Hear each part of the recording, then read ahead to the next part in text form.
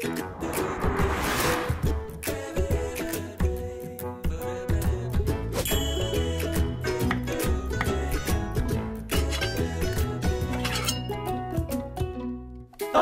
吃，来做事。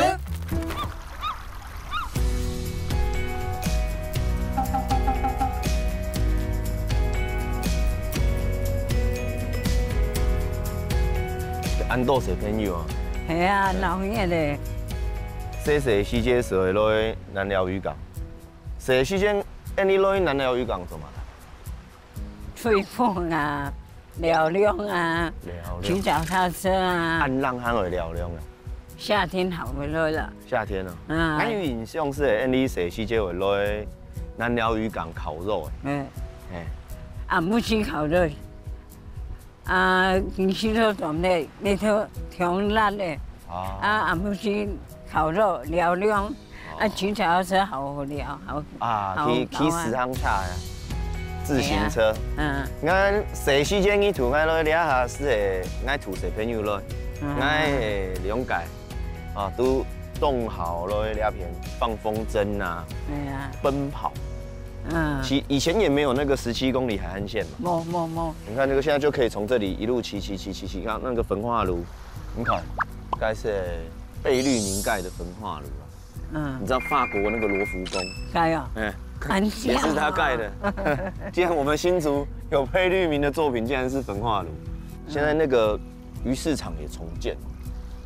新年建筑很漂亮。你还老讲呢。对啊，你看现在那个天须洞口的期间，环境又很好。然后你也很喜欢来买鱼，罗曼呢？渔港我款一下很溜，我们晚上要做菜。可以吗？要做乜个？做海鲜料理啊。我现在也很会煮菜。对呀。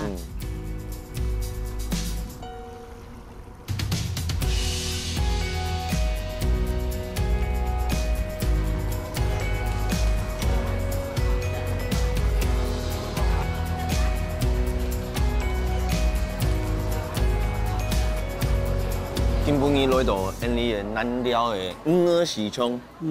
台家族讲，这里是我们新竹的竹地市场，海鲜类的都在这边，最新鲜的都买得到。真的。所以这是我们新竹的竹地市场，很想赶快去买了，对不对？好多鱼啊！鹅的动鹅的喵面两出来啊。你们说的？石斑怎么讲？沙拌。沙拌。那个翁阿姨的客家话怎么讲？那黄鱼也是啊。翁啊。想翁啊。哎呦。弄到掠的季节是虾贡。螃蟹。沙公。虾贡东西哦。我觉得我等一下可以买，因为我觉得意大利面我要做的那一道，我觉得我最常用的就是综合海鲜。其实应该都会比大卖场买综合包，我没有到市场买这么新鲜的来料理过。那款安豆你有朋友都该片吗？不要片啊？你有寿司啊？有朋友到我朋友到。买那么多年的鱼，应该有朋友在这里吧？有。那你带我们去一下。你买？你买鲑鱼呀？卖鲑鱼。卖鲑鱼还卖干贝。干贝。可以款啊。花ถุ的。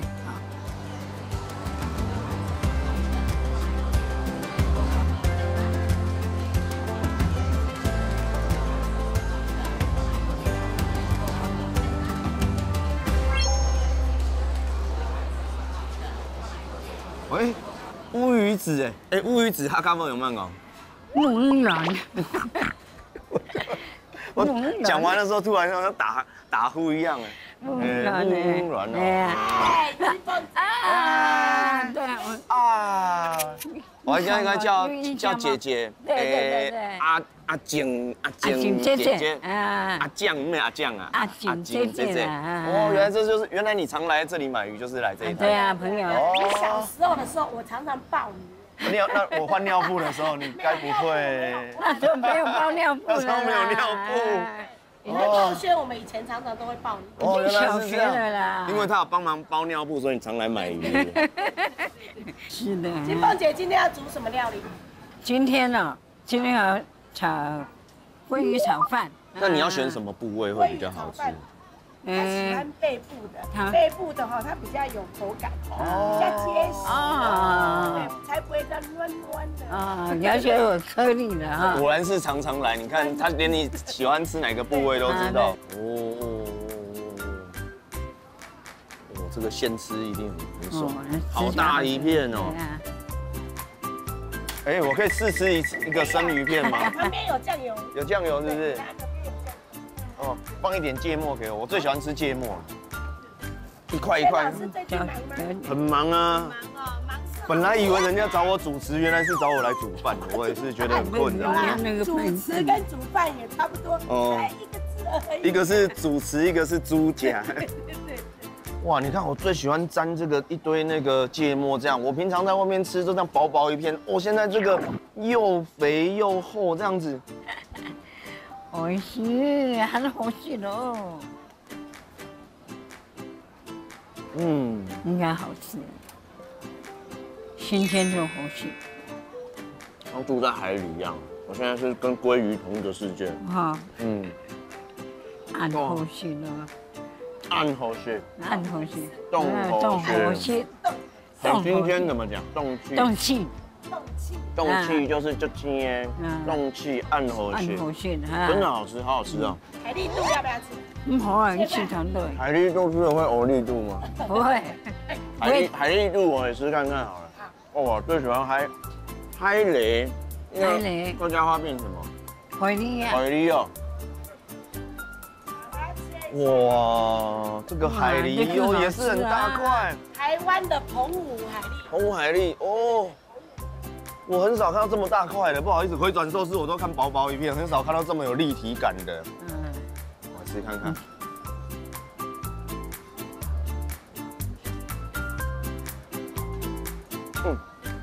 我贪什么？我弹舌头哎。先把打开嘞哈。我现在进入海蛎的世界里。我们是一只鱼，好，那我们差不多了，要付钱吧？哎，还是其实你来都没有付钱？有啦，哎，人家生意的我一定要付钱呢。要啦，对，支持一下，对不对？我们这边新竹竹地市场，观光客有时候也是很多，对不对？很多，礼拜六。用炒这个嘛哈。对，这个给茂轩，这个炒饭。给我弟弟吃是不是？生鱼片大王。来算一下多少钱？好，500。哎呦，我只有500。谢梦怡，谢梦怡，谢梦怡。OK， 我们会再来，走。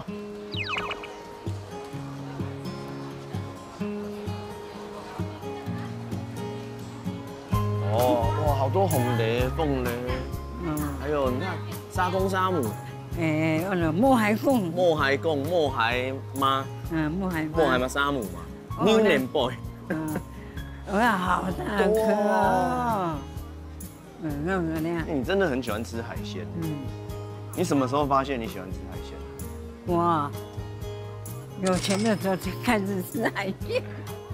这里有我晚上要用的。对。要蛤蜊吗？请问蛤蜊有什么差别？这个跟那个？是还没煮沙。这比较黑。处理过了，煮完沙了。好，那这样正好晚上。煮那个意大利面。我煮意大利面，我有海鲜的东西。看要1斤还是多少？这样子1斤哦，1斤就好了，1斤就好了。150，160拿你150。好。海瓜子也是很不错嘞。海瓜子用炒的，对，炒的比较好吃，米较重啦哦。还有海虾可以顺便看看。有虾吗？有。虾子也真的啦，这比较好吃。好像很赞哎，这虾子。好大一只哦。吃起来是 QQ 的。那买1斤好了啦。那你挑大只一点的。好。就水滚几分钟就好了。你水滚之后丢下去，等它在滚的时候嘛，等它冒泡泡，有点红色泡泡出来，100%一定熟。哇，很赞哎！我平常都对啊，我平常都是买冷冻的。我第一次看到可以料理活跳跳的。对，是冷冻。会不会煮一煮跳出来？会啊。这样330可以拿300。好 ，OK。海鲜富翁。好，谢谢。要吗？虾子季节。不要好了，我怕我太补啊。好，谢谢哦，新梦妮。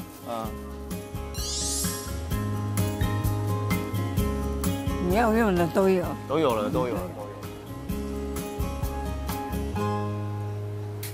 我想说，一般来说，鸡蛋破掉我们也不会修补，可是乌鱼子破掉你要修补。对，我们是有点类似贴人工皮的方式，把它的伤口呢，好，就是做一层保护这样子，摊开来，靠近一点这样。可以说是这个乌鱼子的医美。医美。动次来做事。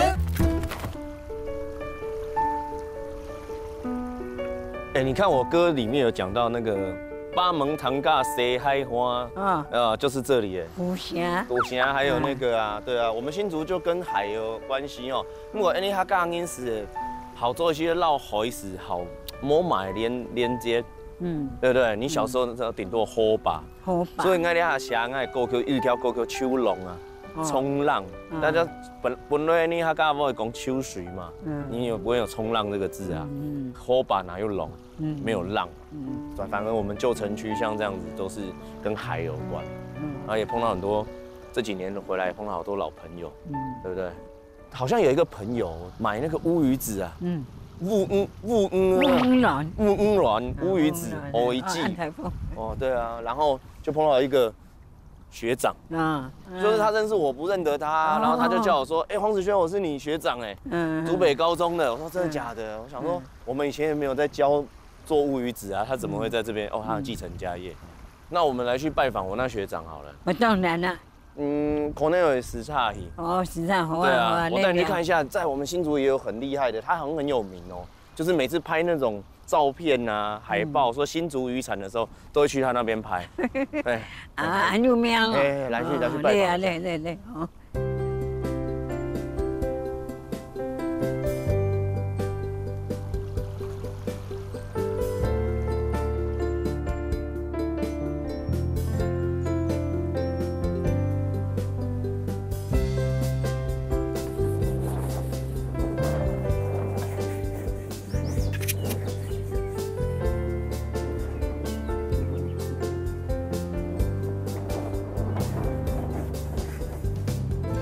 我跟你说，这里啊，就是一个新竹很有名的乌鱼子的养殖场。然后很巧，来这边买了乌鱼子，才发现说，老板是我竹北高中的学长。很符合。学长， ，Hello， 嗨，阿姨你好。熟识一下。你看同好。那学长，我学长吼，他们这一间。可以说是我们新竹的新竹之光啊，因为他们也曾经获得台湾的10大乌鱼。按摩油。然后学长也曾获得杰出青年奖这样，可能跟我一样啊，新竹之光这样。我们都是自己讲，我们都是。对。所以学长，我们现在在做什么？我们现在是在抹盐脱水。这是算我们。做乌鱼子的第一道工序，因为乌鱼子它本身水活性还蛮高的，所以我们需要用腌制这个方式把里面的水分逼出来，才有利于我们后续的风干制作这样子。原来是这样，我一直不知道腌制东西是要用盐巴，我很怂。其实我们在腌制的过程，它的水分就会慢慢逼出来，等到我们把这些乌鱼卵都抹上盐以后呢，我们会把它叠起来，然后再压那个。重的铁块，然后加速它脱水的效果。难怪我看到的、买到的都已经扁扁的、硬硬的，不像这样棒棒的。其实我们白天的话是会在室外做风干，那晚上的时候会收到室内，然后也是一样层层堆叠在压那个铁块重，就是用意就是让它成型。那隔天再风干的效率会更好。学长，你做乌鱼子，你算是第2代，第2代从爸爸那个时代就开始。是。为什么说欧金呢？因为就是它的鱼卵比鱼本身来的有价值，它是一个洄游的鱼类，在冬至前后会洄游到台湾海峡，那等于是定期报道的一个年终奖金啊。我们新竹算是产乌鱼子很大、很重要的地方，算比较新的地方。它产业的重镇是在云林嘉义那边，那。新竹的话算是起步比较晚，但是因为这个怕热不怕冷的物种，在北台湾因为纬度高，所以有一个相对合适的饲养条件。然后我们新竹的九降风，东北季风，它是对于在饲养阶段好，我们不管是它卵巢要发育，或者是我们之后呢要风干，哦，都有很大的帮助，造就了它跟其他的产区上有所不同。那就请子轩跟阿姨来尝试一下我们研制的过程。好，有没有什么那个比例啊？有没有什么？就是尽量把它抹均匀，然后不要首先你可以先放进去以后，有点类似这样子，哦，然后稍微的把它搓揉一下，翻面，哦，这样。然后好像甜甜圈，对对对，那个糖霜，对啊。那我们接着就是拿起来哈，再帮它搓一下，尽量的均匀的都有到啊。如果太厚重的地方就把它抹掉，不要太集中。学长学弟来，今天来帮你代劳一下。最好了，最好了。来这边，这个来。好了，我先了，我们轮流好了，好不好？这触感摸起来好奇妙哦，很 juicy 啊。不是，软软的。不知道怎么形容这个东西好像一个。酱包的感觉，可是它其实是很天然的。你包括它的那个外膜，这个袋子其实都是它为了包覆鱼卵，天生的那个。太多会太咸吗？主要是说你要看它停留在上面的时间啊，多寡。好，这样再放到这边。好，换你。然后我们让血管这一面朝上，然后让它交错的这样子排列。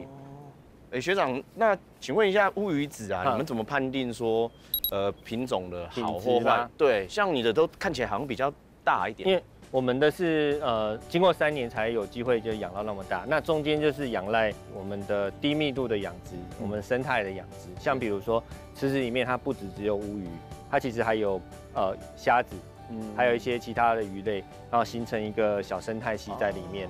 好。对，像比如说虾子，它会帮鱼去清理它的剩下来的饲料，好，那最后它们的一些粪便啊或者残渣，我们会再用益生菌去做分解，这样子。对，那这样子我们操作起来的话，我们的池子里面的系统就会比较顺畅一点，那养殖叶子也会比较轻松，比较省工。我觉得你抹得不错你要不要多抹几条？学长，你从小就有跟着家里一起做吗？我们像小时候的话，可能就是要帮忙倒饲料，倒饲料去喂，开手排的货车啊，这样子。那你在这个继承家业的这个过程呢，会抗拒吗？因为很多人对一开始家里的事业一定是会，其实我觉得蛮特别的，就是说，因为我们念同个高中嘛，对，我们在高中的阶段啊，我们就遇到那个赫伯台风啊，是，对我家其实那时候是全毁的状态，海水倒灌把堤防给那个灌破，然后水整个灌进来以后，池子容纳不下，就一路往那个内陆淹，那最后退潮的时候再把鱼就是全部都带走，就等于你养的鱼全部都放生了这样，可是其实那时候算是对家里来讲蛮严重的一次打击啦，可是爸爸妈妈就是哪里跌倒哪里站起来这样，对，我是后来回来接家里的时候才知道说原来那时候对家里的影响是非常大，所以其实在中间的过程我都没有想说要回来做这份工作，因为好像不确定性啊，风灾啊，好像太大了一点这样子。那什么契机让你就突然觉得说想要回来？所以可是从去上班回来以后，回来家里吃饭啊，然后爸爸就会问说，你什么时候要回来接啊？跟我妈以前讲的话是很像。对，大概过了2年多以后，那有一次回来就发现，其实爸爸妈妈突然好像就是比较衰老的那种感觉。对，然后自己在大城市打拼，其实也知道说真的是很不容易这样。对，所以其实我觉得家里一直有一个机会在等着我回来。我在台北的时候，我妈每年来到台北去看我，都第一句话说：“你什么时候要回新竹？”她说：“新竹有科学园区啊，随便做也比做电视台、比做音乐好吧？”然后每次看到我就知道我比赛得奖，然后我说我可不可以不要回去？她说可以不要回来。但是几年后我还是带着这个音乐人的身份回到家乡了，这样也是因为这样我才可以跟你们再度重逢啊。不然我觉得我们可能。没有都在异乡的话，就不会有交集啊。现在到也不知道，对不对？然后现在大家一起回乡，用自己的专长，对在这边生活，就把我们在地的故事说出来，这样真的。我们刚才这样子做算及格吗？还行，还可以吗？我们之后的重点就是要把它一板一板堆起来，把上面再压一些铁块，加速它脱水的效率，这样子。然后呢，大概经过1个多钟头以后，再把盐巴清洗干净，然后就可以到我们的那个网室里面，做风干，熟成的作业这样子。那现在我们是要开始把它堆起来了吗？嘿，那你就通常我们是2人1组，这样面对面这样子。好，那学长我来好了，我们那个年轻的来做，好，堆叠上来，我堆叠上去，嘿，好，对齐吗？对，尽量。OK， 好，哇，它不会破掉啊，这么耐。嘿，哇，那我们今天这个板子就是压上来，嘿，对齐，然后呢，我们还要加一个铁块，那很重哎。对啊，很重哎。这个大概有20公斤左右。20公斤。对。那这样子压的话，它出水的效率就会比较好一点。那我们待会这个晒乌鱼子的程序到这边，刚好像听说还有一些修补啊，也是在这里做吗？没有，我们在那个风干的网室里面会帮它塑形啊修补，因为做的前面一些流程难免它会有一些破损。对，所以我们会要帮它做一些微整形这样子。有点像是乌鱼子的美图秀秀。对。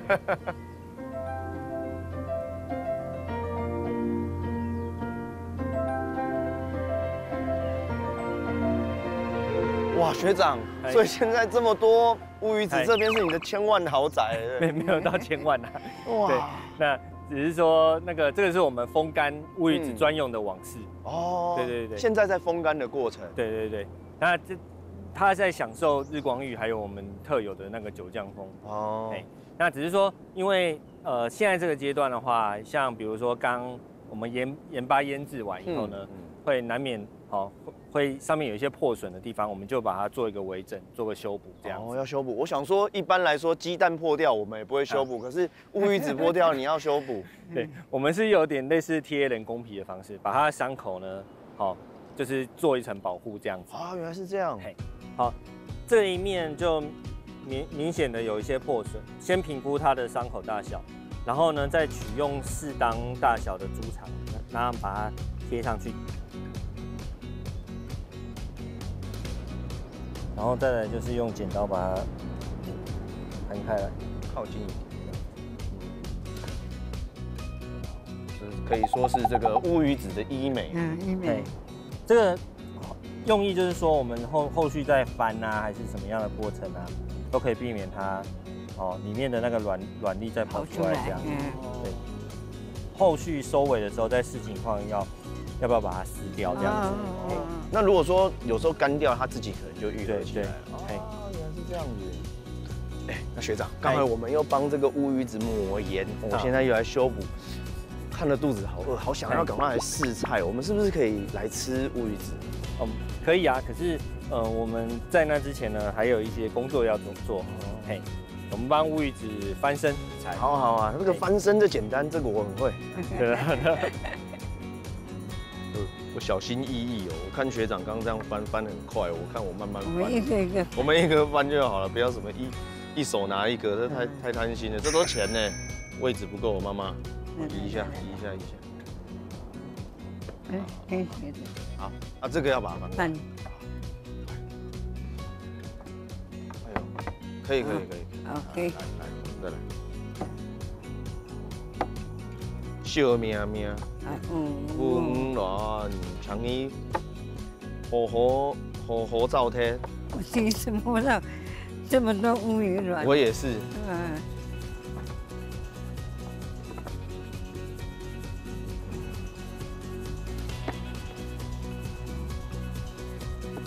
学长这边有一些已经破掉没有修补的，我愿意帮他承接。快晒干了。我愿意帮他消化这些。好，要翻，好 ，OK。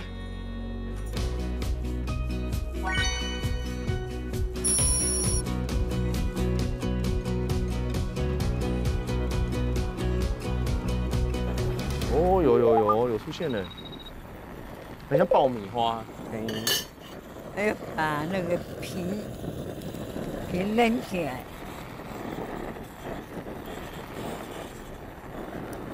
那个有一部分膜烤出来了。对，就那个就很明显。所以新手的话，我是建议其实那个膜就不用撕它，不用撕，或者是剥开一点点，让它吸得到酒就好了。它烤焦的话呢，也有带一些鱿鱼丝的那个香气跟口感，也是蛮不错的。那切的时候呢，我通常习惯就是留一点厚度给它，这样子的方式，这样。好，你看它断裂很漂亮。厚的话其实比较可以品出它的那个口感。嗯，对。拿一个给你。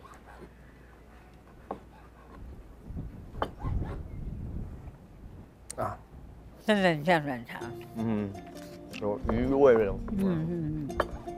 你看这一片哈，我觉得用酒煮的，它会有点带透明，透明感很重。对啊，刚说软糖嘛，我有一次就是自己泡酒泡了5天呢，我觉得那个整个乌鱼子都快变成那个酒的味道了，都没有鱼的味道。哦，这是酒煮的酒泡的，好吃。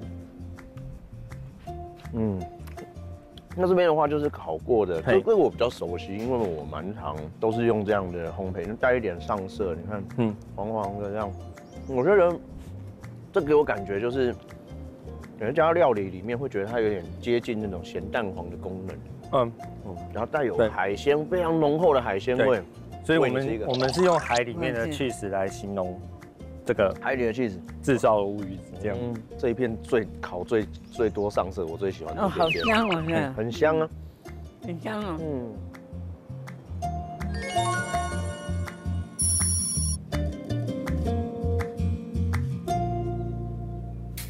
其实我是发明以后才发现，网络上也有人用一样的食谱。哦，高丽菜饭一样。对，我们来开餐厅好了啦，那我负责收钱就好。开了以后请厨师煮，包括你。我怕你无聊。我不会啊。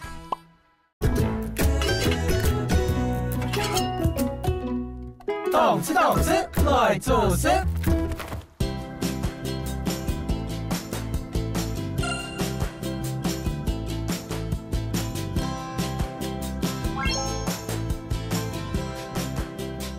我你根本有去安豆尾所采买啊，又去渔港，然后又来到了这个竹鱼，然后来选乌鱼子。我们现在先做第一道，你拿手好菜，我很喜欢吃你做的走开玻璃菜盘，玻璃菜盘高丽菜饭。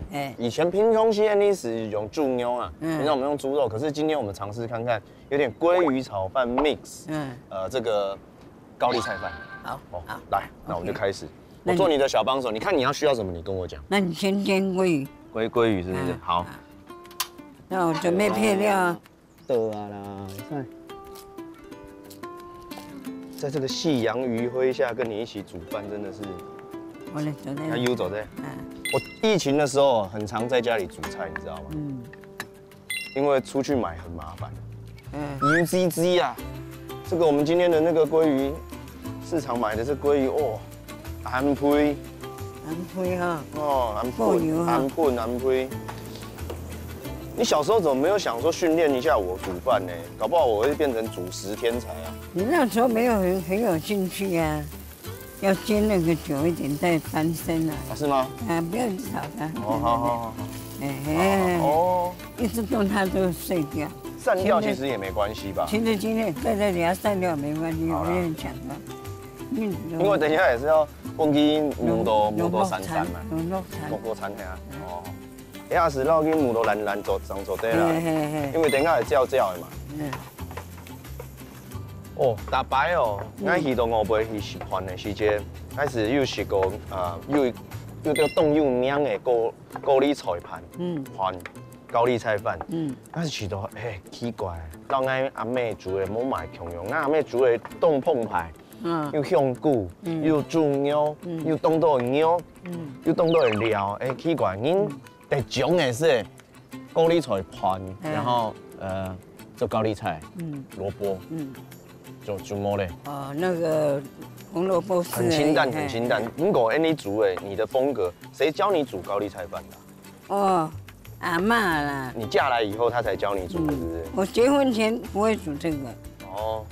没有吃木线糊。那因为唐你讲过，你小时候很讨厌吃高丽菜，对不对？因为你小时候种菜那个拎菜的时间，那个阿叔讲呀，然后说，哎，金凤啊，那个菜会喊时么？你时么是下？尿来你尿冇起喊汤。因为以前那个高丽菜要淋尿嘛，那你就说，哎，那个叔公就说，哎，你那个尿你没有去喝一下看看会不会菜会不会咸死？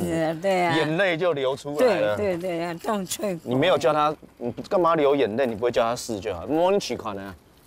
那个就表示说很心酸。你很老实啦。很心酸。那后来是因为阿嬷的关系然后他闽南人煮这个那个高丽菜盘、高丽菜饭。我帮忙一下。不要这么，让我表现一下嘛。你把那个铲那个。你说把它撸起来像锅巴这样子？不对，把它撸掉，不要给它掉掉。我来，好，对。好，那个我来，我处理一下。我来给你放一些盐巴好了。哦。要咸一点。哎，很赞呢。我人生第一次去上美食节目的时候，做了一个炸鱿鱼，那个鱿鱼揪到这么小。我就是说，从此以后我都不要去上做菜的节目了。结果还是来了。就做菜节目比唱歌还受欢迎。哎，这样好像蛮美的。也蛮香的哦，对啊。那接下来你要怎么做？要料回来，表面。好，我们现在这个有点像是炒出了一个鲑鱼丝。哦，很美呢。哦，也是因为今天买的那个鲑鱼好，够肥美。他给的那个鲑鱼很漂亮。哦。好。老师这样可以打几分？这个鲑鱼上？这个可以100分了。100分了。OK。那我就来高丽菜饭喽。啥哈都用伴走。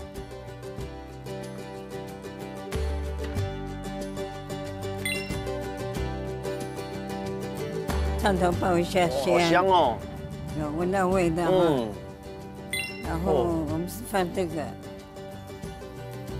鸡肉。哦，也有鸡肉。哎。风菜条、红萝卜、盖妞、鸡肉，然后香菇，3个爆香完的时候一起进去炒。对，就炒。这边需要我来炒吗？拉。好，拉来交给我。好，拉就好。来。也是要炒到有点焦焦的嘛。要炒到类似熟。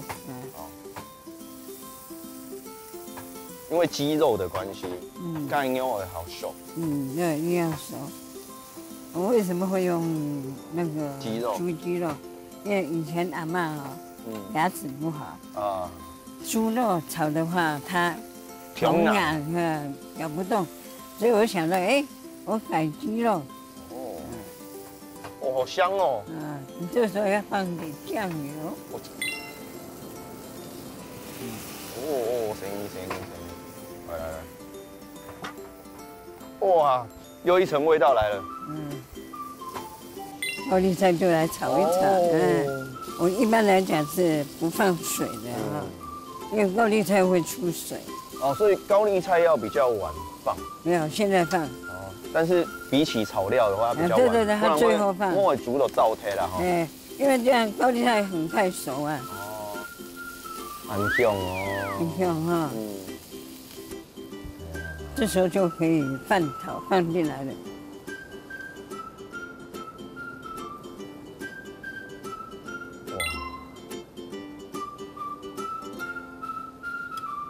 冻好鲜嘞！冻好鲜哈，烤起来冻好鲜嘞。这个饭我刚刚看到已经吃到一点点这个料的那个黄黄的这样。你大概那个饭豆了。豆啊。豆才会散开，用豆。那你会建议用有一点像锅巴的东西吗？不会，锅巴太硬了。穷造呀。你要这样子，豆啊，不要一直炒。我想说把底下的翻起来。就这样弄就可以了。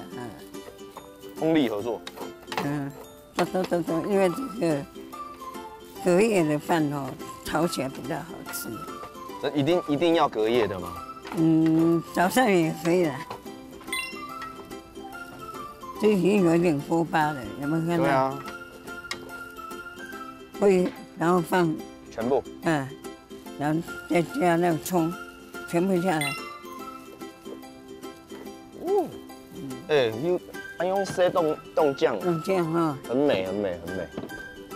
你要弄这样，对。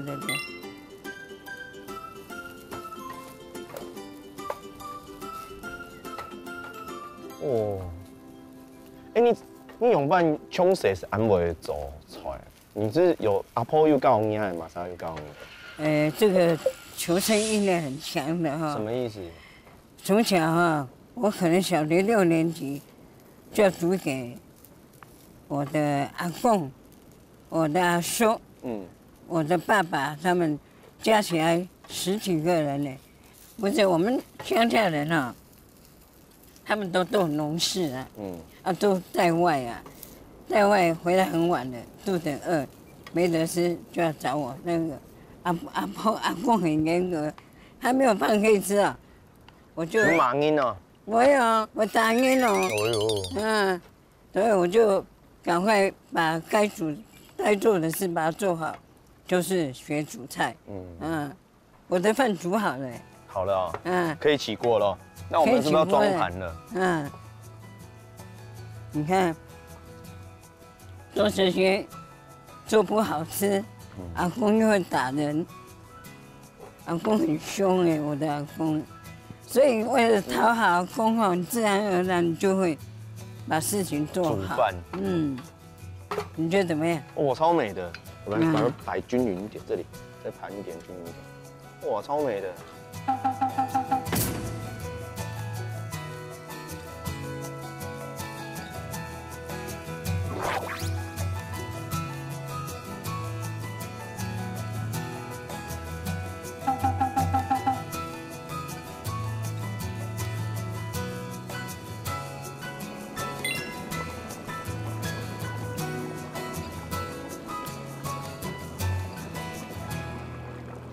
哦，阿妹，根本你哦，教你炒该够力锤盘，很厉害。我知道你煮的比我强很多，但是其实我跟你说，这几年因为疫情的关系哦，我有在家有练习煮饭，尤其是意大利面，所以刚好我们等一下今天晚上我要煮一道就是乌鱼子意大利面。你有做过吗？没有。那我等一下教你做。做小帮手。你做小帮手。因为其实有一些东西我真的是很不讲究，李凤拱、爆香啊、炒这些料啊，这些我真的比较没有经验，所以我们一起来做。爆香咸蛋呢？咸蛋哦。哦，我这边有那个刚才我们来的那个我学长有没有？志豪学长有没有？他刚才烤的那个乌鱼子，对不对？然后我把它捣成泥。哦，等一下我把它捣成泥，然后我们就用捣成的泥，然后把它加到这个意大利面里。我还没吃过呢，这个。我刚捣反了，难怪它撸不动。好，那我们等一下就把它撸一撸。那我要你帮我做一个事情是，那个面已经在煮了嘛？对。帮我爆香。那你可以开始先爆香好了。那你继续煮。好，那我去那边继续煮面，我继续撸啦。哦，我会监督一下你啦。哦，我舔手看一下啦。蒜头也要哈。蒜头。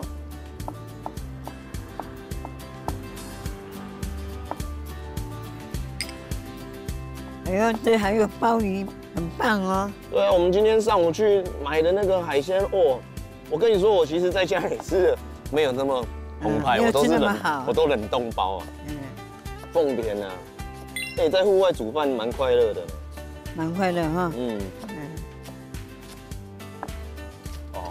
那爆香，那你加一下油。你知道其实你要今天冻好先爱煮的意大利面吗？像谁你知道吗？鸭不娘。你顺呢？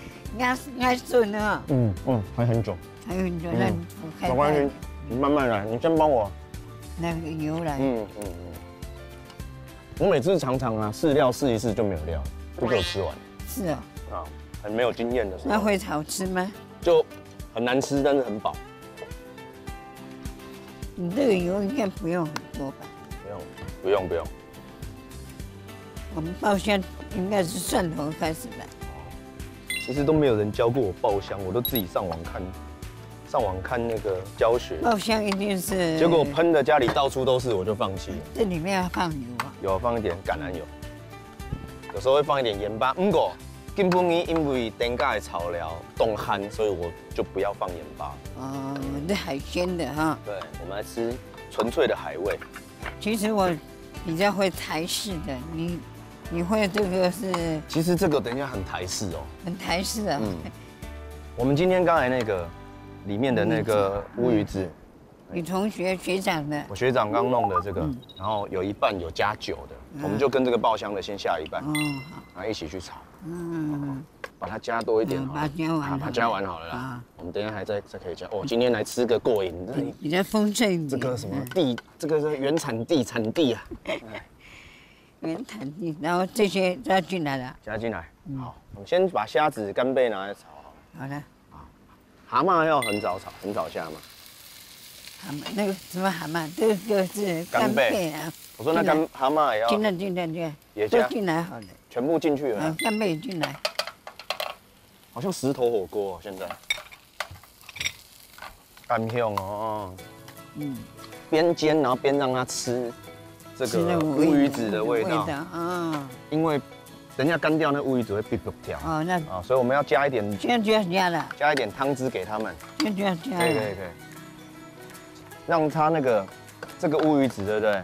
它会有点乳化。所以变蒙蒙啊，会变黄黄的，有点像我们那个做那个咸蛋，有没有？想起来就很好吃哦。好难些了哈。加这个干贝就很好吃。然后把那个蛋黄的，不是蛋黄，乌鱼子嘛，现在把它弄散，它就会有点像是我们那个金沙。然后你看现在那个干贝哦，沾到我们的乌鱼子，哇，汁应该可以不用再加了，我觉得这样子应该蛮够的。但是呢，我的经验是，我喜欢把面最后呢倒进去炒，然后你看一样啊，这个面还是其实会有一些汁在里面，还是有些汁在里面，所以它一样会让这个乌鱼子有可以继续乳化。哦，你真的会发明这个？这真的是，其实我是发明以后才发现，网络上也有人用一样的食谱，跟高丽菜饭一样。对，我们来开餐厅好了啦，金鸟餐厅。你按好序了。没有，我刚才跟我学长一样，我负责收钱就好。开了以后请厨师煮，包括你。我怕你无聊。我不会啊。其实我从小是没有进厨房啊，凶神没有买机会，不爱煮食，为什么呢？其实我舍不得啊，舍不得你们在厨房做事。煮吃的这件事情太辛苦了。很辛苦，对。妈妈自己承担。动吃，来做事。我看有人讲说，因为乌鱼子本身太咸了，很多人他吃乌鱼子的时候就会起到穷憨，所以有透过意大利面在其中它吸那个味道的时候，反而他们很容易接受，因为它等于有这些配料在里面，而且这是一个中西合璧的结果。哎呀，通按落去啊。落去，好。阿妹，上年哦，又参加过动作的。客家的比赛，主团的，在外面炒菜的，像客家小炒比赛啊，还有什么僵尸炒大肠比赛，也是在外面这样炒饭。对。那你会觉得你去比赛的时候心情是怎么样？会紧张吗？高了了，还好。没有胜负心哦。不会，因为那是社区要举办的啊，我们这个真的是好高哎哈。那你那时候去有得奖吗？有哦，不小心得到第2名。什么客家小炒，僵尸炒大肠哦，2个都第2名，我其实觉得僵尸炒大肠也很有那种中西合璧改良的空间。我们下次再一起来发明僵尸炒大肠。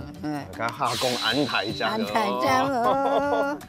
哦，很成功，很甜，还蛮文艺比赛从超出来。因为我觉得做菜跟做音乐其实有一点像。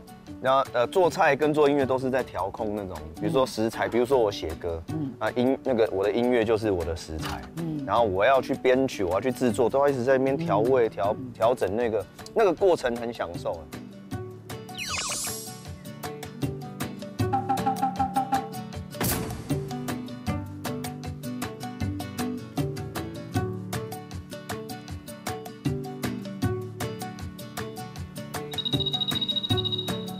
哇，猪寮安碰排。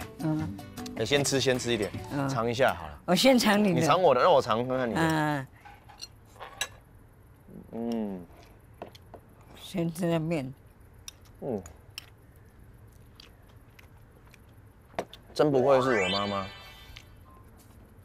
真不会儿子，蛮会煮的。好吃吗？好吃。吃完你的，我要吃我的看看。哦，这个最精华的。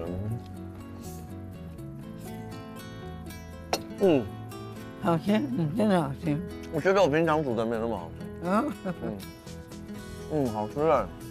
今天有我的加持。而且那个乌鱼子的味道，蛮浓的哈。搭配在里面，然后我们又撒了一点胡椒，我提了一点味道，不会太辣吧？不会，因为我都知道你不吃那么辣。因为这几年我有时候常在想说，其实我从小是没有进厨房啊，从小没有买机会，不爱煮食。我后来有时候在想说，为什么呢？其实我舍不得啊，我有天分吧，舍不得你们的厨房做事。舍不得厨房，还是舍不得我们？舍不得你们做事，对。因为从小的做主吃的这件事情太辛苦了，很辛苦，对。妈妈自己承担。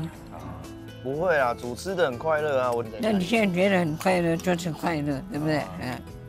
好吃。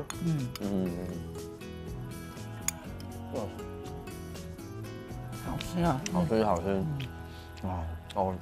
我觉得今天吃到这里，我就想唱首歌给你听。那么好啊！对啊。那我休息，听你唱歌。因为煮饭其实还是你的天分啊。其实应该做菜是做盘是应该比较好搞啊，我自己吃得饱。但是秦梦阿妹强爱啊，本来还有天分。这几年回来新竹，你看今天跟我去逛市场，跟10年前逛市场不一样了吧？现在扛棒都要叫我签名啊。但是呢，我还是很享受跟你一起去逛市场的这个乐趣，因为我常想到有时候以前我们小时候啊，去那个锦华市场啊，一手买菜，一手买肉，前面背一个应该是弟弟啦，所以其实像那个我们今天吃的这个，突然很感性啊。做歌手有一个很幸运的，就是我把我的故事分享给大家，大家有共鸣，然后大家也跟着我一起唱。像我平常煮菜的话，我也是真的，你吃菜都有妈妈的味道，对不对？妈妈的爱心才会有味道，有爱心的味道。所以为什么说我们是一样的人？因为我看过说，像我做音乐，要是有人说我做音乐不好听，难唱，我会很伤心。有时候我看你煮菜，煮一桌的菜，我儿子在那边说不好吃，这个菜不好吃，难吃，木具是留下来的，我就下次就不煮了，对啊，你就不要问他就好了，看他吃什么。好啦，今天很高兴跟你一起，然后来逛了鱼市场，又来到我学长的这个空间，还一起煮饭。我觉得今天天气也很好，很舒服，真的是又风又日头，夕阳又很美。从一条过去上半年啦。最好的时光真的是最好的时光。好，你边吃我边唱啊，慢慢吃，慢慢吃啊。最好的时光，记忆中别来无恙。阿妹空给发，家的饭菜香，是乡愁的信仰。故事的想梦，叫着我，不是在叫我。墙上的笑话，身为篱笆，守着一生最好的时光。以后换我煮给你吃啊。